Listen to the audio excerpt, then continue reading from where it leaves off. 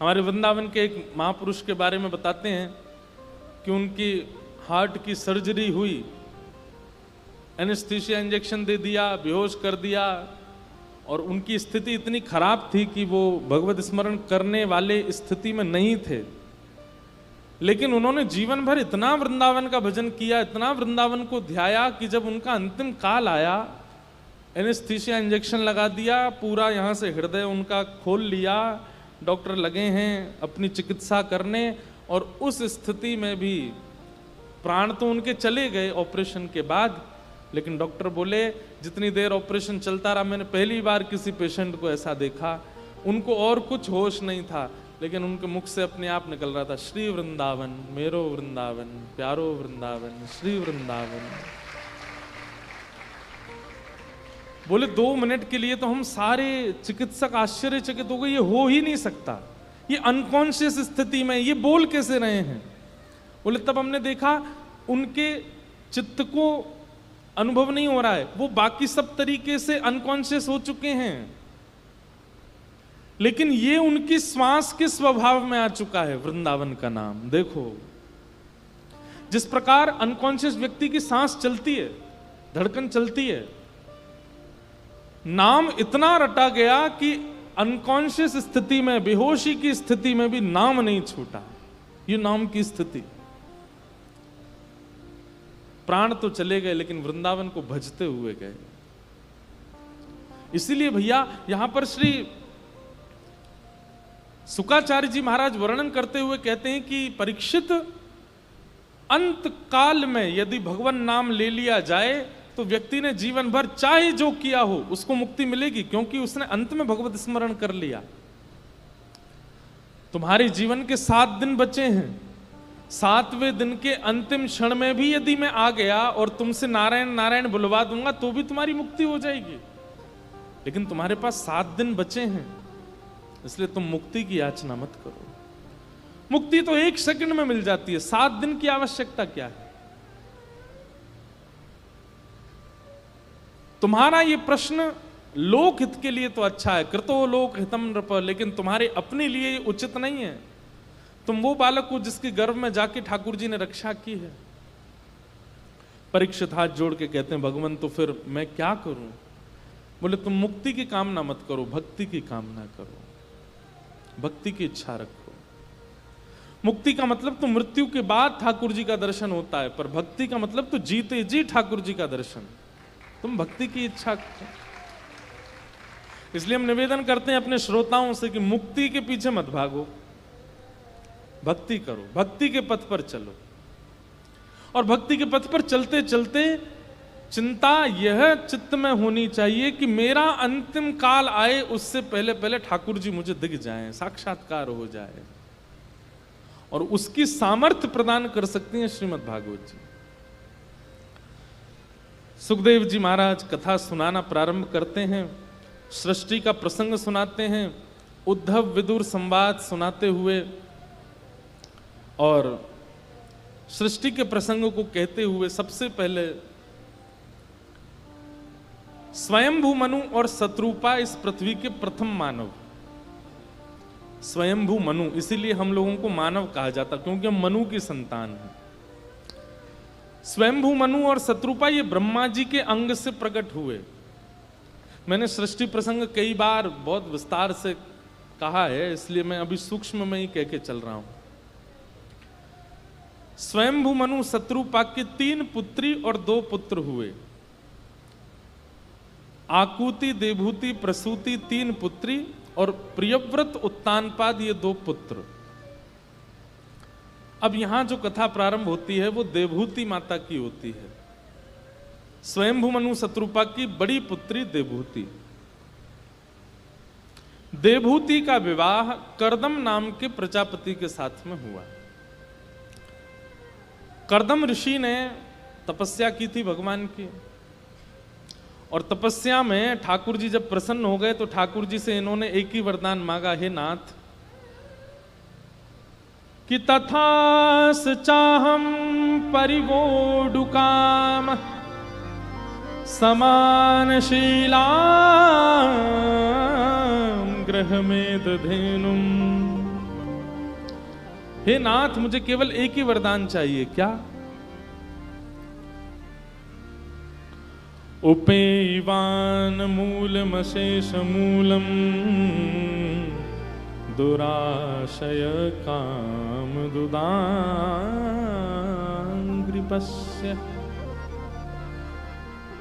मेरा विवाह हो जाए।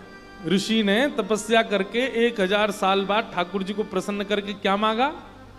मेरा विवाह हो जाए। भगवान बोले वाह, 1000 साल तुमने तपस्या में केवल इसलिए नहीं कहा, इससे बढ़िया तो तुम कहीं घूम आते। उस समय मैट्रिमोनियल साइट तो थी नहीं, तो ठाकुर जी कहते उस पर साइट बना लो, किसी ना किसी तो ब्याह हो ही जाएगा तुम्हारा। या फिर ठाकुर जी ने कहा होता भाई गांव में शहरों में रिश्ते नातेदारों से बोल देते कि भाई मेरा ब्याह करा दो। ऐसा तो हो नहीं सकता कि तुम्हारे ब्याह के लिए कोई कन्या उपस्थित नहीं होती। तुमने 1000 वर्ष व्यतीत कर दिया और उसके बाद जब मैं प्रकट हुआ तुम मुझसे मांग रहे हो कि मेरा ब्याह हो जाए। बड़े विचित्र हो। कर्दम ऋषि बोले मैं इसलिए किसी रिश्तेदार नातेदार या किसी व्यक्ति के पास नहीं गया, मुझे आपसे ही चाहिए। भगवान बोले हमसे क्यों? बोले क्योंकि मेरी एक इच्छा है। क्या? कि मैं जितना आपसे प्रेम करता हूं, मैं जितनी आपकी सेवा करता हूं, मैं जितना आपका ध्यान करता हूं, मुझसे भी अधिक आपसे प्रेम करने वाली, ध्यान करने वाली, सेवा करने वाली कन्या से मेरा ब्याह हो, ऐसी कृपा करो। और वो आप ही बता सकते हो और कोई नहीं, क्योंकि आपकी सेवा करती होगी, आपको पता होगा।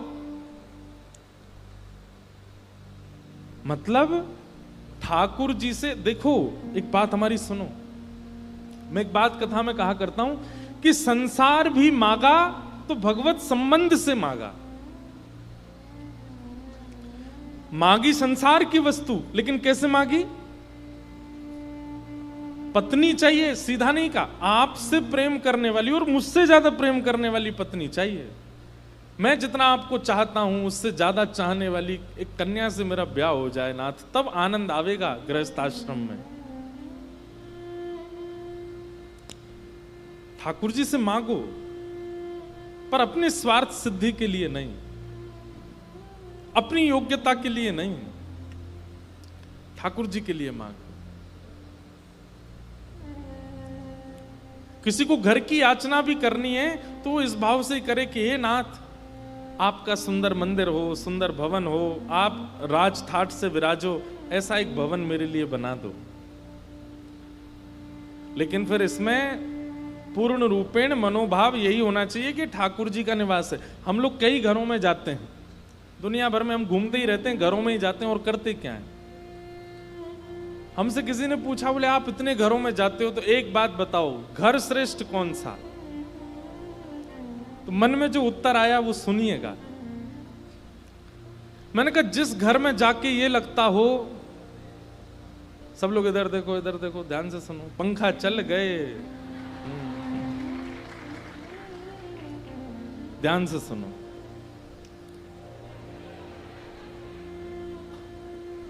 घर श्रेष्ठ कौन सा? जिस घर में ऐसा लगता हो कि ये लोगों का घर है, ठाकुर जी यहां किराए पे रहते हैं, वो घर श्रेष्ठ नहीं। लेकिन जिस घर में जाके लगता हो ये घर ठाकुर जी का है, यहां रहने वाले लोग किराए पे रहते हैं, वो घर श्रेष्ठ है।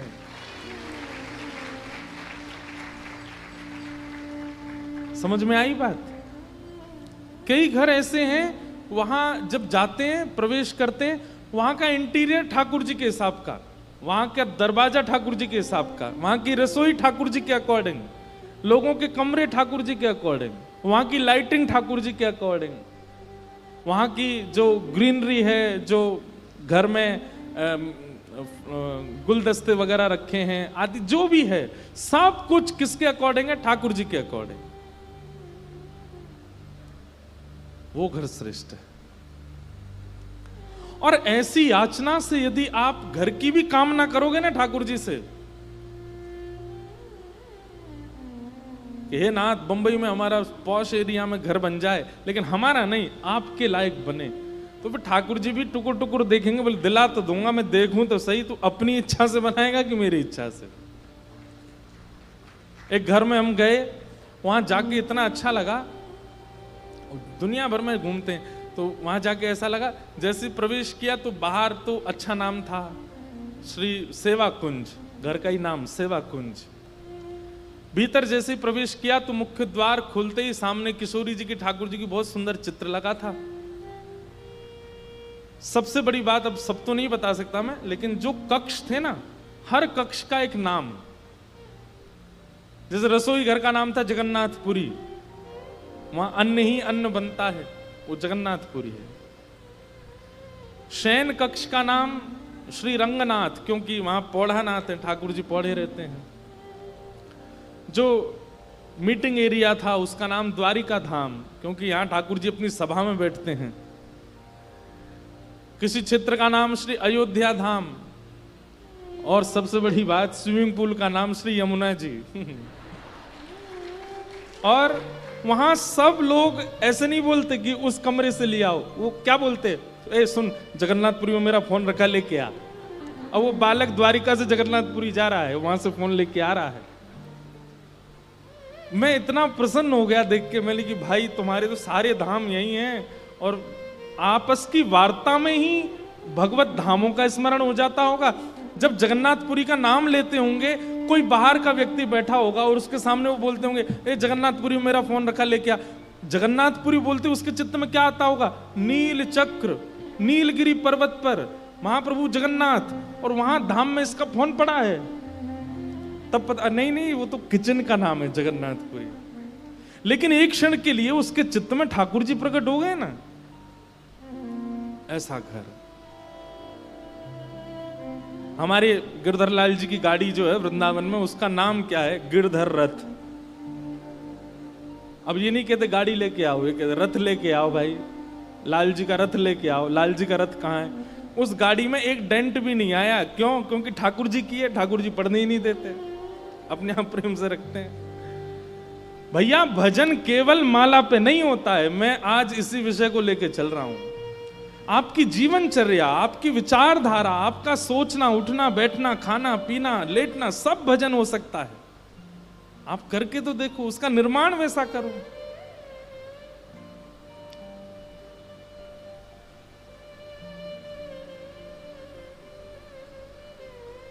हमें तो ऐसा लगता है कभी कभी फोनों का भी नाम रखना चाहिए, इन फोनों का भी शुद्ध नाम होना चाहिए। शुद्ध नाम लोगे तो फिर उसमें कभी अपवित्र वस्तु या अपवित्र भाव या अपवित्र वार्तालाप करने में संकोच होगा थोड़ा सा। गाड़ियों का नाम है, घरों का नाम है, सबका नाम है, फोनों का भी नाम रखो। आज सब अपने अपने फोनों का नामकरण कर लेना। हमारे फोन का नाम क्या है सोच लेना। हमारे फोन का नाम तो उद्धव जी है, हमने अभी अभी कर दिया उद्धव। अब उद्धव है तो उद्धव अच्छा ही अच्छा बोलेगा कान में। इस पर कभी अपवित्र वार्ता ना तो कभी आएगी ना कभी जाएगी। अब उसका नाम ही आईफोन है, वो भी झूठा सेब है पीछे खाया हुआ किसी का, तो सब वो टेंशन वाली काम देगा ना। उसमें भी भजन व्यवस्थित कर दो। सीधी बात, कर्दम ऋषि की इस तपस्या से हमने ये सीखा कि ठाकुर जी से संसार भी भक्ति रूप में मांगा जा सकता है। भगवान इतने प्रसन्न हो गए कर्दम ऋषि से, ठाकुर जी बोले तुझे पत्नी चाहिए, तुझसे ज्यादा मुझसे प्रेम करने वाली पत्नी चाहिए। बोले जी। बोले चिंता मत करो, इस पृथ्वी के सबसे पहले मानव स्वयं भूमनु, उनकी बड़ी पुत्री देवहूति, वो तुमसे तनिक ज्यादा है मेरी भक्ति में। बड़ी सुशील है, बड़ी बुद्धिमान है, बड़ी विवेकी है और बड़ी भक्त है, मेरा बहुत भजन करती है। वो ही तुमसे ब्याहेगी, उसी से तुम्हारा ब्याह होगा, उसी से तुम्हारा ब्याह होगा।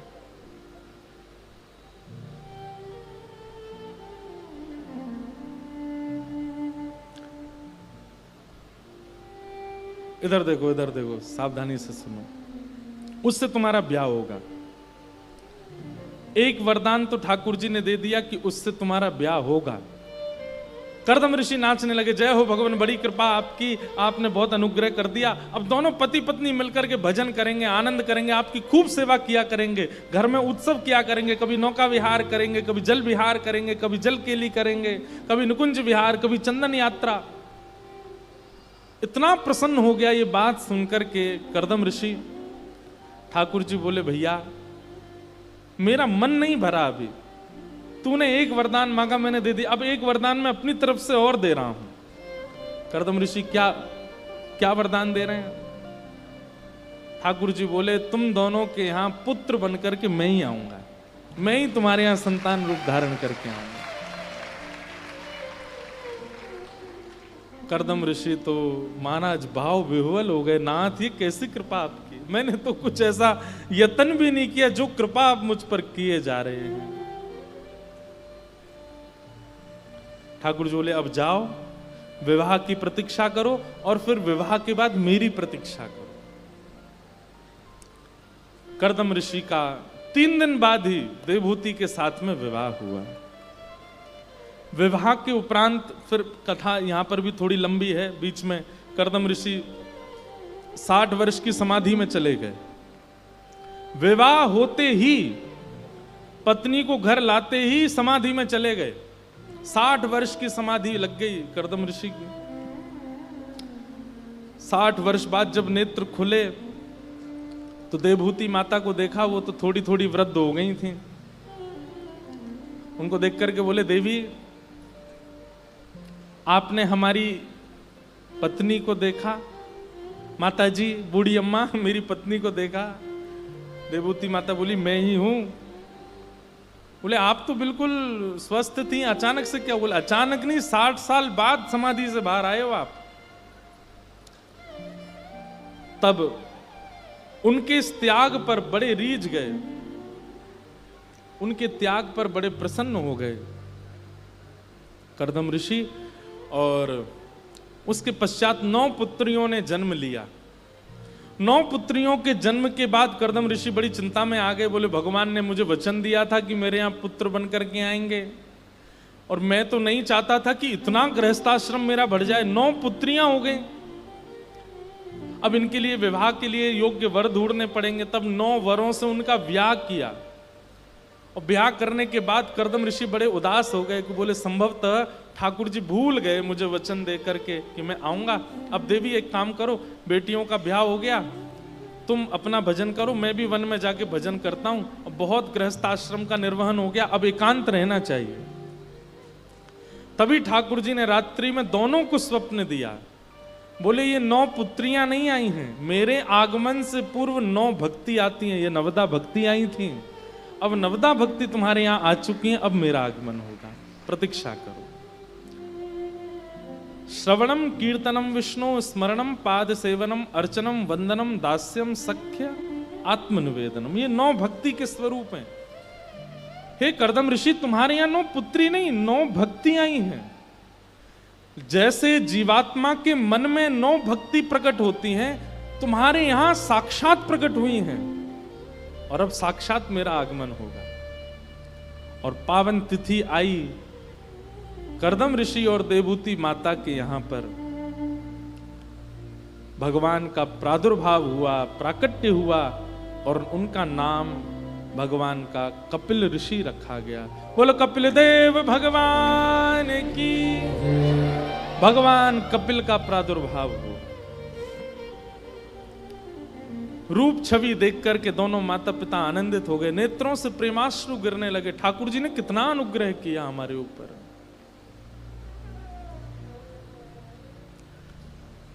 धीरे धीरे धीरे कपिल भगवान जब बाल अवस्था पार करके कुमार अवस्था के मध्य में पहुंचे, पौगंड अवस्था में, पिताजी को आज्ञा की, पिताजी अब आप वन में जा सकते हो, जाके भजन करो।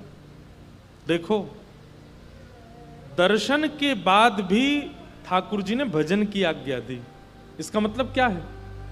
ठाकुर जी का दर्शन भी वो परिवर्तन नहीं कर सकता जो परिवर्तन नाम करेगा। हमारी बात को बहुत सावधानी से सुनिएगा। चाहे ध्रुव हो, चाहे प्रहलाद हो, और आज ऋषि कर्दम हो, सबको ठाकुर जी ने दर्शन के बाद भजन की आज्ञा दी, अब जाओ भजन करो। इसका मतलब क्या है? दर्शन के बाद भी भजन करना पड़ेगा। हम कलयुगी लोगों पर एक सहायता, एक ठाकुर जी की बड़ी कृपा है कि हमको पहले ही भजन में लगा दिया ठाकुर जी ने।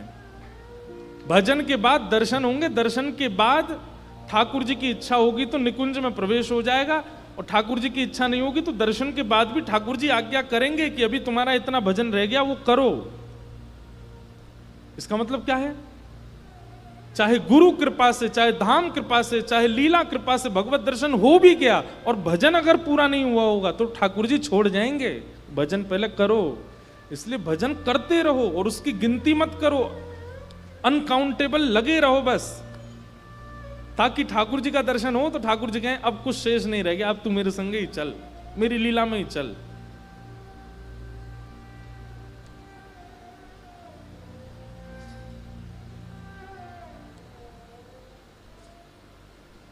भजन, ठाकुर जी ने कर्दम ऋषि को आज्ञा की, पिताजी आप अब वन में जाओ और वन में जाके भजन करो।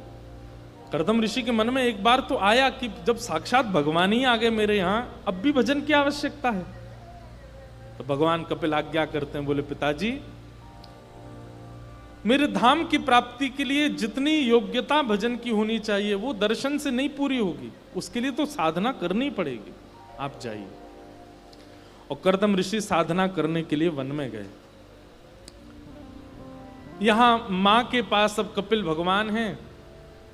तब देवहूति माता बोली, पिताजी तो बेटा चले गए वन में, अब मेरा साधन किससे पूर्ण होगा? बहुत ध्यान से सुनिएगा।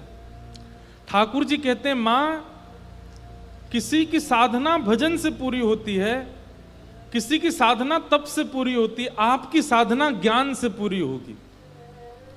आपका जप परिपूर्ण है, आपका भजन परिपूर्ण है, आपको ज्ञान की आवश्यकता है। आपको मेरी प्राप्ति ज्ञान से होगी। ऋते ज्ञानान न मुक्ति। तो इसलिए सबका होना आवश्यक है। लेकिन अब मैं बाद में बताऊंगा कि ज्ञान मार्ग, भजन मार्ग, तप मार्ग, योग मार्ग, साधना मार्ग, ये सब अपने अपने रास्ते पर हैं। इनमें कुछ भी अपूर्ण रह जाएगा तो वो आपको दूसरे की पूर्ति करनी पड़ेगी। लेकिन जब प्रेम मार्गी जब आप हो जाते हैं, प्रेम मार्ग हो जाने के बाद ठाकुर जी बाकी सब मार्गों के रास्तों को विराम दे देते हैं। प्रेम मार्गी को फिर अन्य साधनों की आवश्यकता नहीं होती, वो फिर प्रेम मार्ग से ही भगवत प्राप्ति कर लेगा। प्रेम मार्गी को अगर भगवान मिल गए तो ये आज्ञा नहीं करेंगे अभी तुम तप करो। प्रेम मार्गी को भगवान मिल गए तो ये नहीं कहेंगे अभी तुम ज्ञान हासिल करो। प्रेम मार्गी को तो ठाकुर जी मिल ही जाते हैं, उसको फिर आज्ञा नहीं देते। अब इसमें आप कहेंगे इसको महाराज जी और समझाओ। तो देखो, ज्ञान मार्गी, तप मार्गी ये हैं घर के बड़े बालक, और प्रेम मार्गी ये है घर का छोटा बालक। जब जिम्मेदारी बांटने की बात आती है ना, तो माता पिता बड़ों को ही जिम्मेवारी देते हैं, छोटे को तो गोद में लेके संग ही चले जाते हैं। फरवरी के महीने में अगर घर में ब्याह होता है रिश्तेदारों में, ध्यान से सुनना, फरवरी के महीने में रिश्तेदारों के यहाँ ब्याह होता है तो माता पिता जाते हैं, बच्चे कहते हैं हमको भी ले चलो, तुम्हारे पेपर आ रहे हैं, मार्च में पेपर हैं, तुम लोग पेपर करो, इसको भी छोड़ के जानो। बोले ये तो छोटा है, ये तो अभी फर्स्ट क्लास में पढ़ता है या प्ले ग्रुप में पढ़ता है, इसको अभी आवश्यकता थोड़ी, ये हमारे संग ही जाएगा। उस समय लगता है छोटा बालक कितना अच्छा है ना, इसको कभी घर नहीं रुकना पड़ता, ये हमेशा जाता है। वो छोटा बालक कौन है? वो प्रेम मार्गी साधक है। प्रेम मार्ग का, जब प्रेम मार्ग में होना बहुत मुश्किल है वैसे तो, लेकिन प्रेम मार्गी यदि आप हो गए तो फिर आपको अन्य साधनों की आवश्यकता नहीं है। लेकिन कहीं आपने ज्ञान मार्ग चुना है, भक्ति मार्ग चुना है, योग मार्ग चुना है, तप मार्ग चुना है, उसमें अगर किसी और साधन में कमी होगी तो ठाकुर जी आज्ञा दे सकते हैं दर्शन देने के बाद भी कि अभी उसको पूर्ण करो, तब हम मिलेंगे।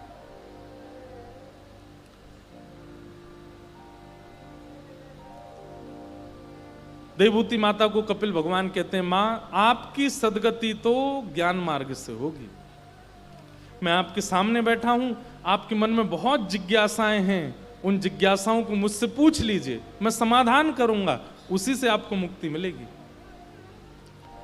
देवहूति माता सन्मुख बैठ गईं और कपिल भगवान से उन्होंने अनेक प्रश्न किए। इसी को सांख्य शास्त्र कहते हैं। श्रीमद् भागवत का ज्ञान मार्ग। बंधुओं, कई बार प्रेम मार्गियों को भी कुछ कुछ ज्ञान होना आवश्यक है। जब प्रेम मार्ग पूर्ण रूपेण प्राप्त होगा ना, तो ज्ञान परिपूर्ण होने के बाद ही होगा। इसलिए प्रारंभ में ज्ञान मार्ग की आवश्यकता है। जब तक प्रेम मार्ग में परिपूर्ण रूप से आप नहीं आ रहे हो, तब तक। देवहूति माता प्रश्न करती हैं, निर्वेणा नितराम भूमन असद इंद्रियत क्षणा येन संभाव्यमाने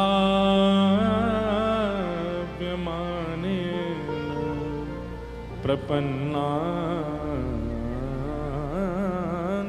तम प्रभो। देवहूति माता पूछ रही हैं, हमारी इंद्रियों की इच्छा पूरी करते करते हार चुकी हूं मैं। मेरी इच्छाएं पूरी नहीं हो रही हैं। जीव की अनेक इच्छाएं हैं, देखने की अनेक इच्छाएं हैं, सुनने की अनेक इच्छाएं, स्पर्श की अनेक इच्छाएं हैं। ऐसा मैं क्या करूं कि मेरी सारी इच्छाएं समाप्त हो जाएं, फिर कोई इच्छा रह ना जाए जीवन में। उसके लिए क्या करना चाहिए? कितना अच्छा प्रश्न किया ठाकुर जी से। बहुत ध्यान से सुनो। हे नाथ, ऐसा कोई उपाय बताओ जिससे मेरी समस्त इच्छाएं विराम ले लें, फिर कोई एक इच्छा रह ना जाए जीवन में।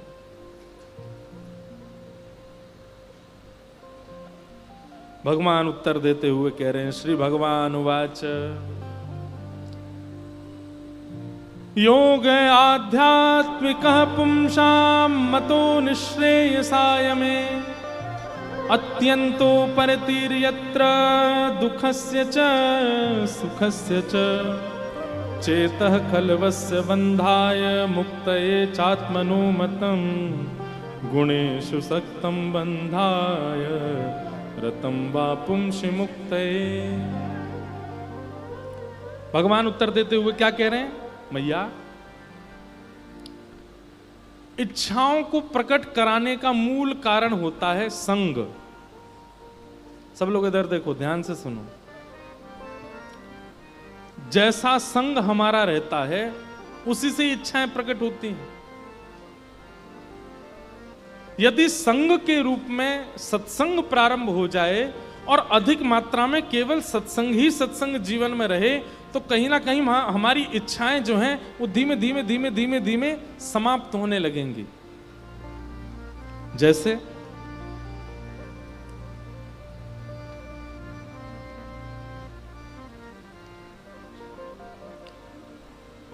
आप लोग यहां बैठ के कथा सुन रहे हैं, 6:30 बजे के लगभग से अभी तक ना तो आप फोन चला रहे हो, ना किसी से बात कर रहे हो, ना व्हाट्सएप चला रहे हो। कई लोग चला रहे होंगे कोने वोने में बैठ के, नीचे फोन करके, पर फिर भी आप सब अपनी इच्छाओं को समाप्त करके एक तक होकर के अपनी समस्त इंद्रियों को विराम दे करके अपने कर्ण रंध्र से श्रवण कर रहे हो, नेत्रों से देख रहे हो, स्वभाव से समझ रहे हो, बुद्धि में व्यवस्थित कर रहे हो। ये पिछले 1-1.5 घंटे में जो आपकी स्थिति बनी, इस समय आपकी इंद्रियों की इच्छाएं विशेष प्रबल नहीं हैं। क्यों? क्योंकि सत्संग चल रहा है। ठाकुर जी कहते हैं, जब जीवन में सत्संग अधिक मात्रा में होने लगता है तो हमारी इंद्रियां सम होने लग जाती हैं, उन इंद्रियों की इच्छाएं सामान्य होने लग जाती हैं, फिर वो इंद्रियां विचलित नहीं होती। जो जीव हमेशा बड़ा पाव खाने के लिए तड़पती रहती है, वो जीव करेला की सब्जी में खुश हो जाएगी सत्संगी व्यक्ति के।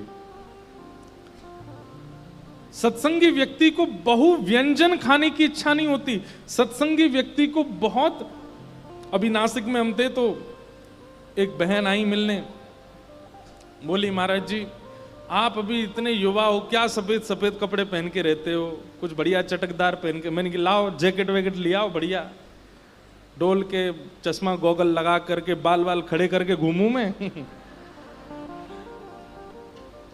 नहीं नहीं महाराज जी, अभी आप मेरे बेटे के बराबर के हो, आपको थोड़ा। मैंने कि तो ले आओ ना, हार्ली डेविडसन ले आओ, उसी जाया करूंगा कथा में। भाई ये सत्संग का स्वरूप हो जाता है कि जब आप बहुसंख्या में सत्संग में प्रवृत्त हो जाते हो, आपकी इंद्रियों की इच्छाएं सम होने लग जाती हैं। ऐसा नहीं है हमको कोई गाड़ी में बैठा था, हम चलाते भी हैं, बाइक दे दे तो उसको भी उड़ाते हैं, कोई गॉगल पहना दे पहन भी लेते हैं, लेकिन उसमें मन नहीं है, उसकी विशेष इच्छा नहीं है, उसकी प्रबल स्थिति नहीं है मन में।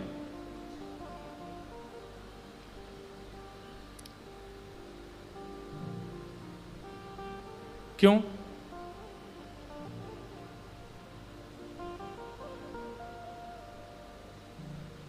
क्योंकि मन में अब संसारी विषयों की भावना नहीं है। ठाकुर जी विराज गए, इतना कृष्ण नाम कहते हैं, इतना बोलते हैं, इतना दिन रात चिंतन करते हैं, गिरधर लाल जी को लिए घूमते हैं सब जगह, फिर ये मन में कोई और भाव कैसे आ सकता है?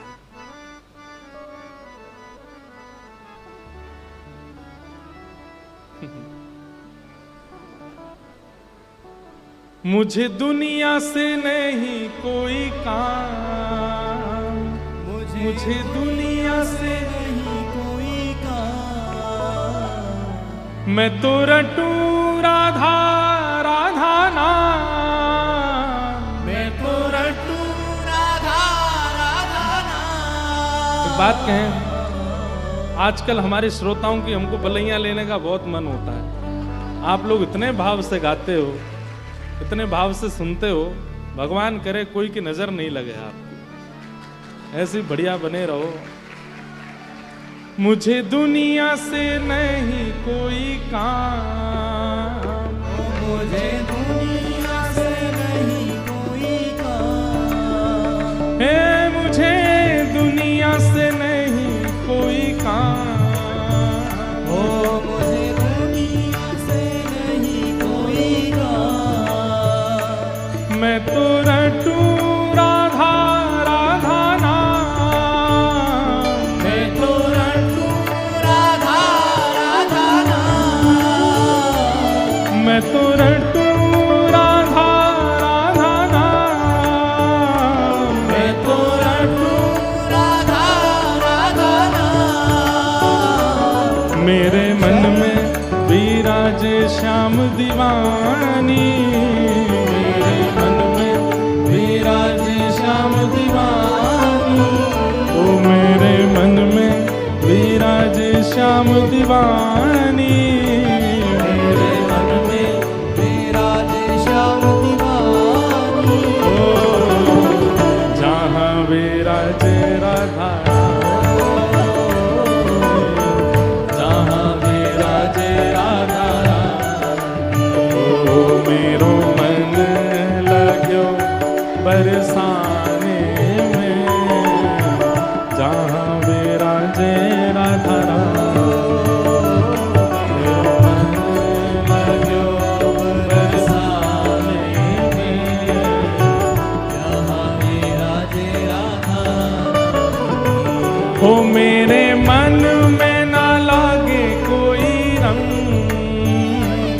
मेरे मन में ना लागे कोई रंग,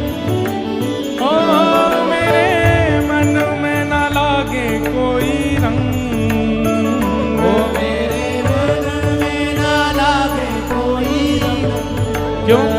ओ मैं तो रहूं संतन के संग, ओ मैं तो रहूं संतन के संग, ओ मैं तो रहूं रसिकन के संग, ओ मैं तो रहूं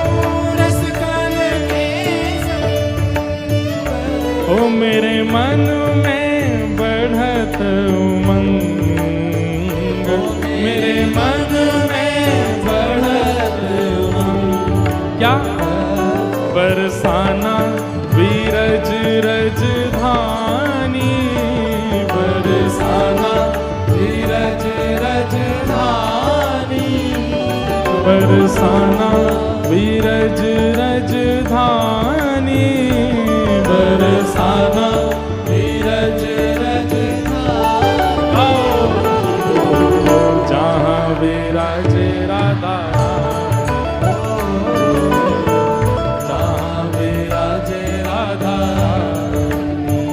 ओ मेरो मन लाग्यो बरसाने में, जहाँ विराजे राधा रानी, ओ मन लाग्यो बरसाने में, जहाँ विराजे राधा रानी। भैया ये छतरी वाले भी घुमा घुमा के नाच सकते हो, अपनी छतरी ऐसे लेके गाते रहो, क्या पीछे बैठे हो चुपचाप।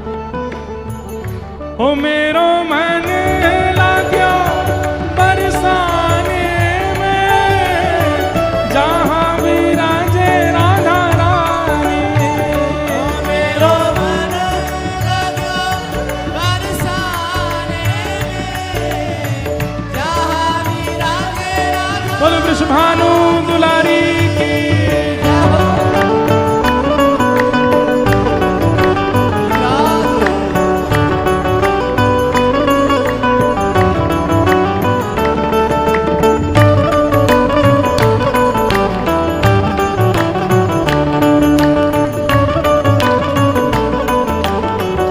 बोलो वृषभानु के जमाई की।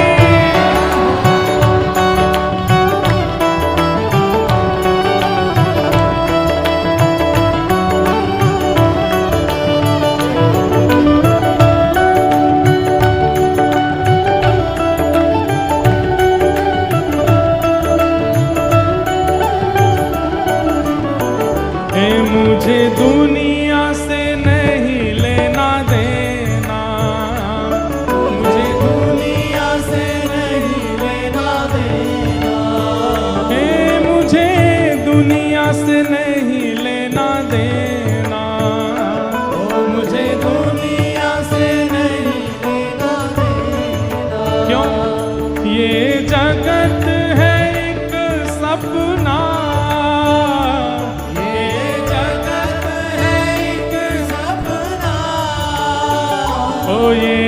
जगत है एक सपना, ये जगत है एक सपना, और यहाँ कोई नहीं अपना, यहाँ कोई नहीं अपना।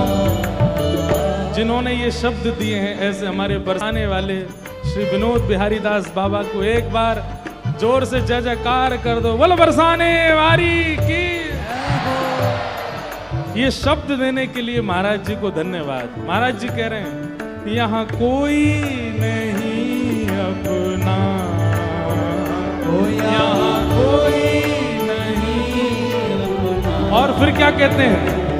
मेरी अपनी वृषभानु दुलारी, मेरी अपनी वृषभानु दुलारी, मेरी अपनी वृषभानु दुलारी, मेरी अपनी वृषभानु दुलारी। पूजा उठा के गाओ, हे वृषभानु दुलारी, श्री राधा प्यारी, हे बरसाने वारी, वृषभानु दुलारी, श्री वृषभानु दुलारी, श्री राधा प्यारी,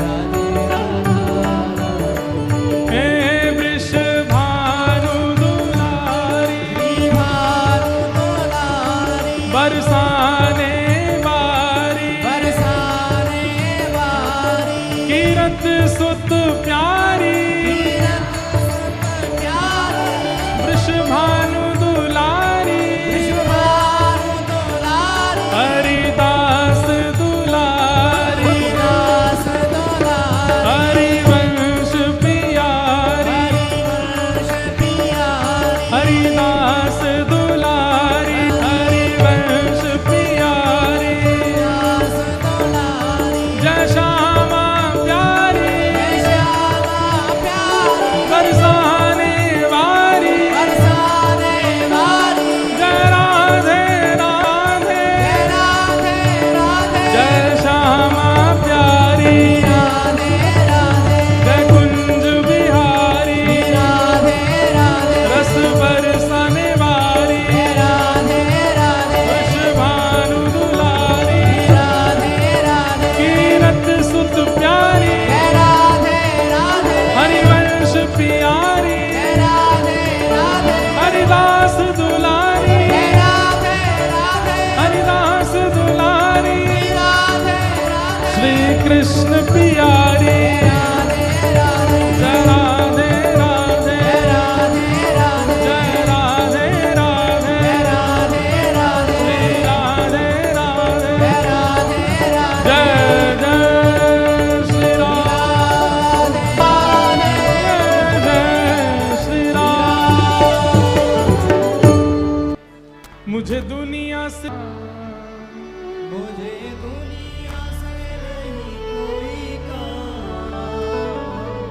मैं तो रटूं राधा राधा ना उधर शुभ शाम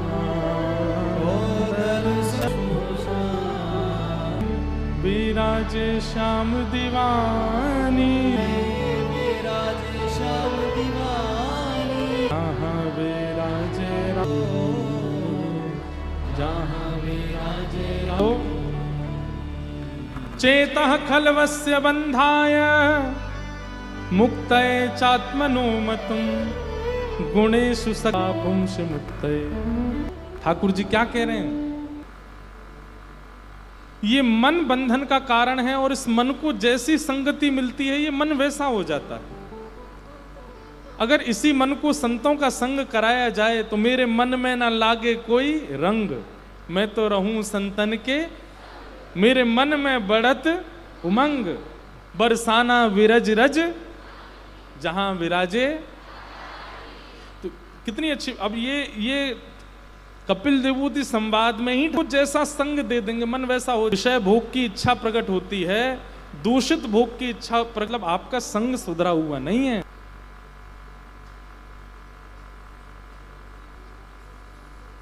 अपनी कुटिया में बैठ करके भजन करते थे। 7 दिन में एक बार निकल के आते, और एक बार निकल के आते और एक माता जी थी गांव में, उनके घर जाते, उनके चात्मनोमतिम। ठाकुर जी कह रहे हैं हमारी आंख हमें नहीं बिगाड़ती, हमारे कान नाक हाथ पैर नहीं बिगाड़ते, इन सबके ऊपर अधिपति बनकर के बैठा हमारा मन हमको बिगाड़ता है। मां चलाती हूं, मां चलाती हूं। इनको सब्जी और आटा लाने का वेतन कहां से आया आपके पास? माता जी बोली मैं उसको जाके विक्रय करती हूं, उसी से। रुई की बत्तियों का विक्रय कहां करती हो? बोले रुई की बत्ती का विक्रय एक मंदिर में करती हूं, और मंदिर की गुल्लक से जो पैसा मिलता है उससे मेरा घर चलता है। आज तक नहीं हुई। बोले क्या?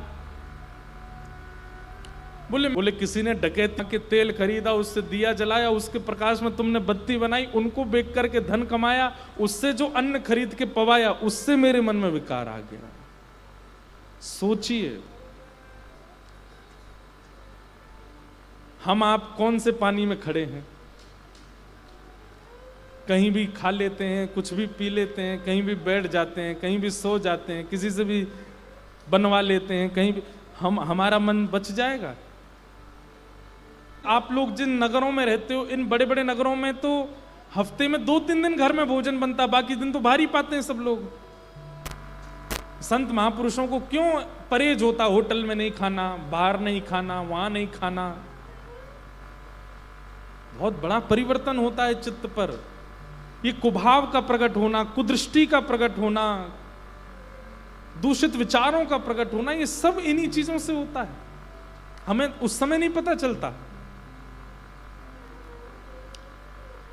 मैया इसलिए व्यक्ति इतना ध्यान नहीं रख सकता कि वो एक एक चीज देख देख करके खाए, लोग पागल कहेंगे उसको। अब तो आप परचूने की दुकान पर जाकर के हाँ भाई ये काली मिर्च कहाँ से लाए, कौन से खेत से लाए, किसे लेके आए, कितने रुपए, वो कहेगा भग जाए यहाँ से, नहीं देनी तुझे। आटे वाले से जाकर वो चक्की कैसी तुम्हारी, कहाँ से खरीदी, ओ चाइना से आई, फिर नहीं खिंचवाना इसमें। हम तो पहले तो चक्की घर में ही होती थी ना, हमने देखी है, हमारे घर में थी, जब हम छोटे थे तो माता जी बैठ जाती थी, सामने हमारी चाची या ताई जी बैठ जाती थी, और बीच में हम बच्चे गेहूं डालते थे, माताएं ऐसे घुमाती थी, उसका आटा निकलता था, उससे प्रसाद पाते थे। फिर मशीनें आ गई नगरों में तो फिर आटा पिसने वहां जाने लगा।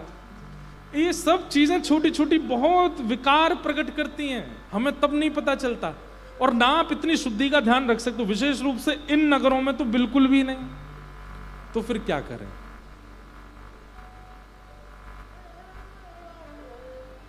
जैसे हॉस्पिटल में काम करने वाले नर्स हों या डॉक्टर हों, वो पूरे दिन पेशेंटों के बीच में रहते हैं, पूरे दिन संक्रमिक बीमारियों के बीच में रहते हैं, मास्क लगा करके रखते हैं, हाथ में ग्लव्स पहन के रखते हैं, अपने कपड़ों के ऊपर एक कपड़ा और पहन के रखते हैं, और फिर रात में घर जाने से पहले भोजन बाद में करते हैं, पहले नहाते हैं, स्नान करते हैं, फिर कुछ पाते हैं।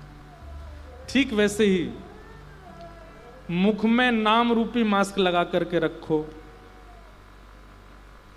कानों में सत्संग रूपी चर्चाएं चलती रहें, ऐसा विचार करो, हाथों में ग्लव्स की जगह करमाला धारण करके रखो, माथे पर तिलक लगा के रखो। ये सारे संक्रमिक कीटाणुओं से बचने के कुछ साधन हैं। गले में कंठी पहन के रखो, और फिर जब जब अवसर मिले, और आजकल तो फोन में आधुनिकता है, अपने घर आकर के रात्रि सोने से पहले भागवत की कथा हो, रामचरितमानस हो, सुंदर किसी महापुरुष का प्रवचन हो, आप जहां से दीक्षित हैं आपके गुरुजी के प्रवचन हो, उनके प्रवचन रूपी रस धारा में स्नान कर लो, रोज बच जाओगे। यही बचने का साधन है।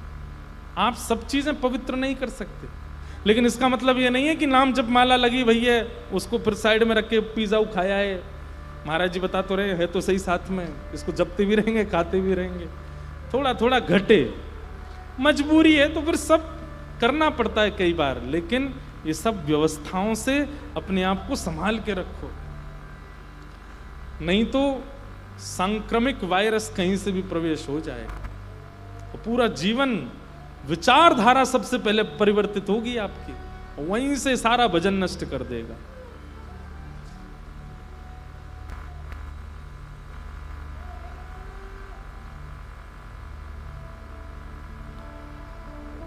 इस प्रकार वो महात्मा मां के चरणों में प्रणाम करते हैं, बोले मां आज के बाद आप अपने ही घर में प्रसाद बनाना, अपनी दिए में बत्ती बनाना, जो करना है अपने, तभी मुझे पवाना, क्योंकि किसी और के धन से प्रकट किए गए प्रकाश में भी दिया बना करके बेच के धन कमा के भोजन बनाओगी, उससे भी मेरा मन विचलित हो सकता है। इस प्रकार ठाकुर जी समझाते हैं मां को, मां इंद्रियों को एकाग्र करने का एक ही तरीका है, अपने मन को संगति अच्छी दो। आपको पता है धोती पहनना भी ये भी एक सत्संग है, ये बगलबंदी पहनना ये भी एक सत्संग है, तिलक लगाना, केसर घिस के चंदन लगा के रखना ये भी एक सत्संग है, गले में कंठी पहन करके रहना ये भी एक सत्संग है। ये सब सत्संग के स्वरूप हैं, इनसे भी बहुत हद तक बचाव होता है आपके विचारों में। वस्त्र संग, भोजन संग, व्यक्ति संग, ये तीनों जब शुद्ध होंगे तब मन की इच्छाएं धीरे धीरे शांत होती हैं। इसलिए वैष्णव यदि आप बने हैं तो इन तीन संगों को सुधारने का प्रयास कीजिए। सबसे पहला वस्त्र। लोग बाग कहते हैं आप तो पुरानी विचारधारा वाले हो, हम तो बोलते कृष्ण कृष्ण पर पहनते कुछ भी हैं, रहते कैसे भी, बाल कैसे भी रखते हैं। कई लोगों के विचित्र, पहले तो